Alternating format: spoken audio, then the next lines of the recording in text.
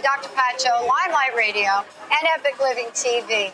You know, we said that this would be an important event. I think you could hear the champagne bottles. Definitely, In the music. back, the music. The laughter. But for people that are suffering from this disease, people such as myself, gone through it, Katina, millions and millions of people, one of the most understated instances of any epidemic in the world is this one right now.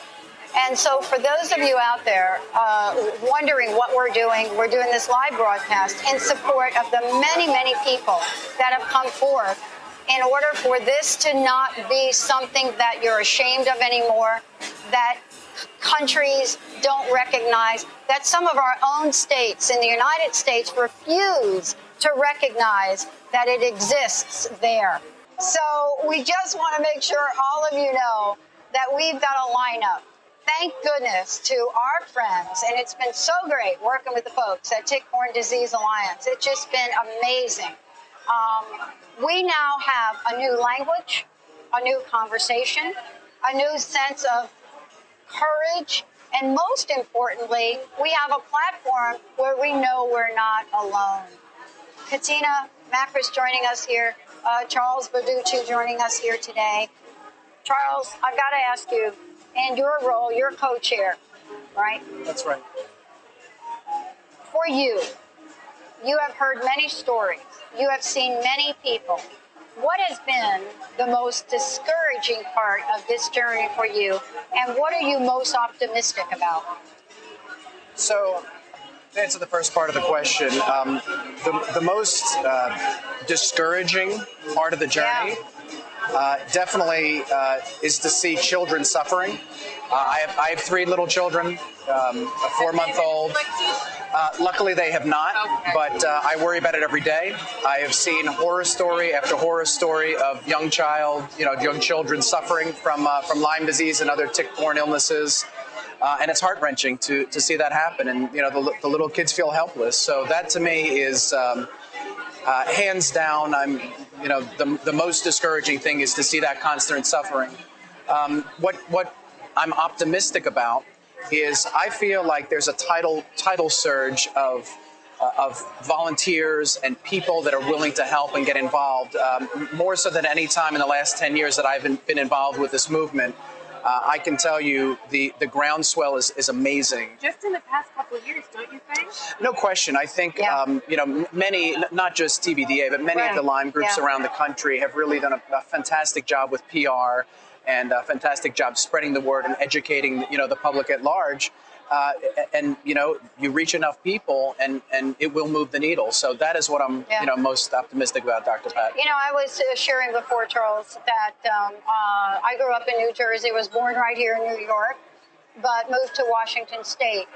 And within a 10-hour period, my ankle was the size of a soccer ball. And I went through a series in 2004 with this. Every doctor on the planet, every diagnosis, every piece of blood work. And believe it or not, the angel lady, who was a regular on my show, told me that I need to check another direction.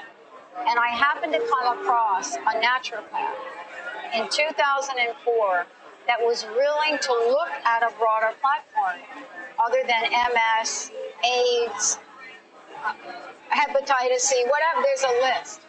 And, it's through people like Dr. Darvish that came to the forefront in a state, by the way, that still doesn't recognize the disease. I mean, don't you think that part of this has been this group of people, Katina, you all, we just are not willing to go down without a fight. Yeah, I think that's right. And I think that we have to all admit to ourselves we don't have all the answers. And we need to be curious and we need to explore. Sometimes it's traditional medicine and antibiotics that get people better. Sometimes it's other means that we would have never thought would have been effective, but they are. Yep. So I think as long as we're open to that, and I think as long as we're curious and continue to explore, we're going to gain ground. And that's the most important thing is not giving up. Yeah, and one of the things that I have a background in natural medicine, and I'm a survivor, was bedridden for 3 years, misdiagnosed for 5. And one of the things I say about this illness is that I believe it is the infectious illness of our era. It's asking us to unite the two hands of healthcare. It's asking us to take the diagnostics and the pharmaceutical tools of Western medicine and unite it with the restorative therapeutics of natural medicine, because two hands working together are better than one. Yeah. Because besides killing the bugs, there's so much damage and depletion that people suffer with, that's where these natural disciplines come into play, is helping people regain ground. Right. And it is the current epidemic of our era, because if you look back historically, every 30, 35 years, there's an infectious disease epidemic. That's right. HIV/AIDS, polio, malaria, tuberculosis. You can look back in time, and here we are. This is the one of the 21st century. And thank you, TBDA, because you're working very hard. You're working very hard to bring public awareness. Thank you. To put a name to this illness, to make people not feel confused and scared and like, what's wrong? Why can't my doctor figure this out? The doctors are driving in the dark, a lot of them. Right. So, I actually feel bad for the doctors sometimes too. Well, no question to your point that a united front is needed. And, as you know, within our name, TBDA Alliance is part of it. And we firmly believe that bringing all these Lyme groups around the country together, the Lyme community happens to be somewhat fractured. And if we can find a mechanism to bring them together, embrace all people that want to make a difference and help, that's what's going to, win. So your alliance, I love that, alliance. Well, many hands, it's important, working together. Many people working together for this common cause, many groups doing different, very positive things. Yes. We feel strongly about that. Now, do you have a goal personally on the horizon with TBDA? Is there a vision that you're targeting right now? So we are an organization that tries to create change in a lot of different ways. Some are research-based, some are PR and awareness and education-based. One that sticks out is we really understand that a proper diagnostic tool is in need. Yes.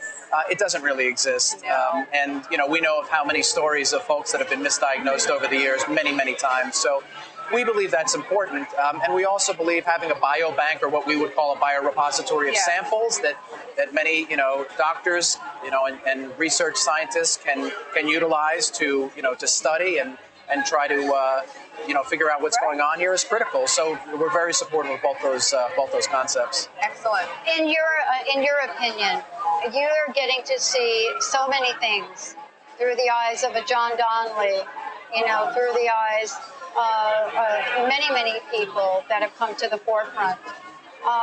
What is their, first and foremost, what is their question to you? What is their request to you guys? What are they asking? Genuinely, the first thing they ask is, how can I help? I'm eager to roll up my sleeves, do whatever it takes. And that, to me, my goodness, to have all these people willing to do whatever it is. Right, jump right in there. Yeah. We have a saying at TBDA, we all do windows. No job is too small for any of us to take on. And for those that, want to get involved and help, we're delighted. Yes. We're delighted in a lot of ways. I'm going to give a shout out to Chris and the team at WBLQ right now, Moon, Transformation Talk Radio, all of our affiliates who heard about this event and said, we want to be in. We want to help you. Now, in the world we live in, they first say, please give us a check and then we want to help you, but not these guys. And I think that's what you're talking about. More collaboration, more cooperation. Yeah. That's exactly what it is. In my judgment, checkbook philanthropy is only a part of philanthropy. Volunteering, helping with the walks and the rides, helping, with different committees, helping on the hands and the legs that go into all of those kinds of events. That's exactly right. It's not. We certainly are very thankful for those folks that do write the checks, but there is so much behind the scenes work that goes on that people aren't aware of, and it's really critical to the whole mission. Yes. Well, Charles, this is amazing. Thank you for joining us here today. I wanted to get a sense from you about an event like this tonight. What was involved in putting this on? Look at the buzz. And did you expect this kind of response in the people here? So first of all, you need to realize it took hundreds of phone calls to dial up the weather, right? So that was after yesterday's rain. Torrential downpours. The second thing you should know is the hundreds and hundreds and hundreds of hours of work that the volunteers and our executive director Jody Nass put in to make this thing happen. Well, she's Superwoman just in disguise. In so heels. really, really amazing. Exactly, in heels. So it was a team effort. We're really very proud of the turnout. Yep. I think we're going to hit our goal tonight, both in ticket sales and hopefully dollars raised. And it's all going to the right to the right cause. Well, we're really grateful to be here and broadcast with you and share this night with the rest of the world. Yeah. So thank you. It's a pleasure, and we're delighted that you guys are with us. And I have one last question for you. I'd like you to tell everyone, what is your personal message? What would you like to leave people with today? Yeah, my personal message is get involved, stay active. We have plenty of jobs for people that want to get involved with the organization or any organization in the Lyme community. Don't get discouraged. Don't give up. And for those people that are sick, there is a light at the end of the tunnel. It's coming, and we're all working very, very hard, to help make a difference. Wow, Charles, thank you. Thank you, Charles. Thank you. You're a gem. Thank you so much. We're going to take a short break here at Transformation Talk Radio. As we said before, live from New York. It's Thursday night. We'll be right back.